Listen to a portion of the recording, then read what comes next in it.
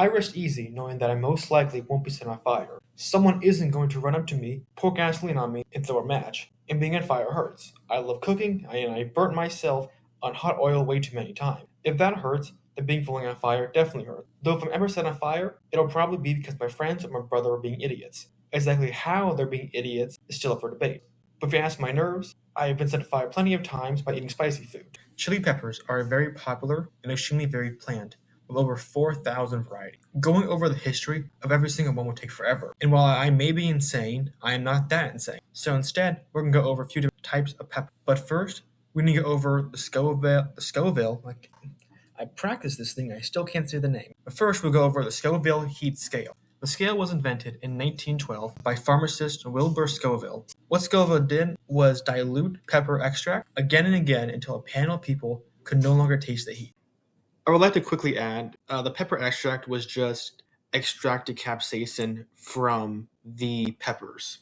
It wasn't like similar to vanilla extract in the store. While I couldn't find an exact reason why he first developed this test, it was likely either to help with medicine, which we'll go over later, or because he wanted a way to measure spicy foods were. The system has changed over the years, but the Scoville heat scale is still used today. What it measures is capsaicin, the chemical that makes peppers hot. The lower the number, the milder the pepper. The higher the number, the hotter it is. The scale ranges from 0 all the way up to 16 million.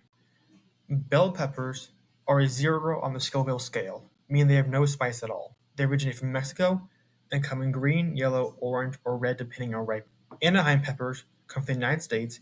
It's still around 2,500 on the scale. They have a little more kick compared to bell peppers. But the jalapeno brings a lot more heat, coming in at 8,000. It's probably one of the most iconic chili peppers in the world, and whatever you do while handling them, make sure to touch your eyes right afterwards. Please do not do that.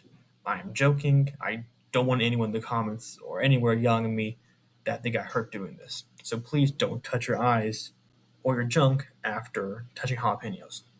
Tabasco peppers are a massive jump, reaching around 80,000 on the scale. Tabasco hot sauce. I actually use that sauce a lot. Both Tabasco peppers and jalapenos originally come from Mexico. I'm going to skip over a lot of peppers for the sake of time because, again, there is 4,000 of them. But I will talk about 2 more. First is the ghost pepper, originally from India, which reaches around 1 million on Scoville scale. It gets its name from the delayed reaction it gives people. The heat sometimes sneaks up on people like a ghost. In some languages, its name even translates to something closer to poison chili, which from what I read feels accurate. And finally, there's Pepper X, created by Ed Curie.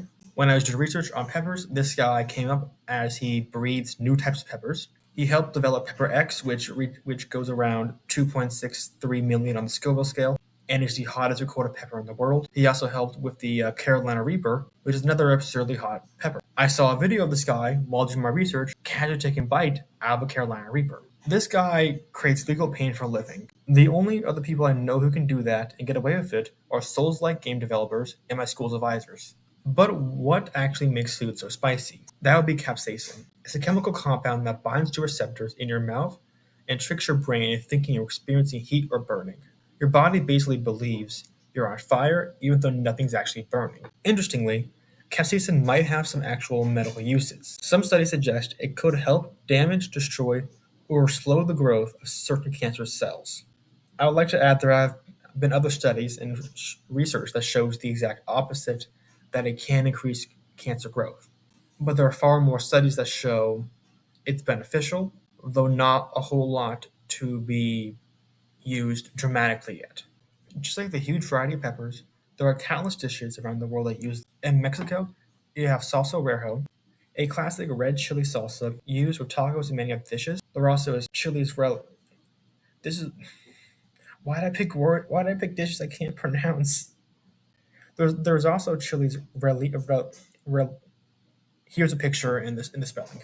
Where large peppers, usually poblanos, were large peppers, usually poblan. Do anyone who likes that pronounces this stuff? I'm sorry if I'm butchering these words. Usually poblanos, which are stuffed with cheese or meat and then fried on batter. In China, there's kung pao chicken, a stir-fried dish with chicken, peanuts, and dried red chilies. And in Thailand, there's tom yum, a hot and sour soup with shrimp, lemongrass, lime, and plenty of Thai chilies. This segment was probably the hardest for me to pronounce. Before we finish, here are a few fun facts about chili peppers. Birds are actually immune to capsaicin. When they eat peppers, the seeds usually pass through their system undamaged. Wherever the bird leaves them behind is often where a new pepper plant grows. About 70 million tons of chili peppers are produced every year. To put that in perspective, that's roughly the weight of 700 aircraft carriers, or about 11.7 million elephants. The pepper industry generates about 50 billion in revenue every year from raw peppers, sauces, powders? From raw peppers, sauces, powders, and other products. Overall, not bad for a fruit that tries to convince your brain that your mouth is on fire.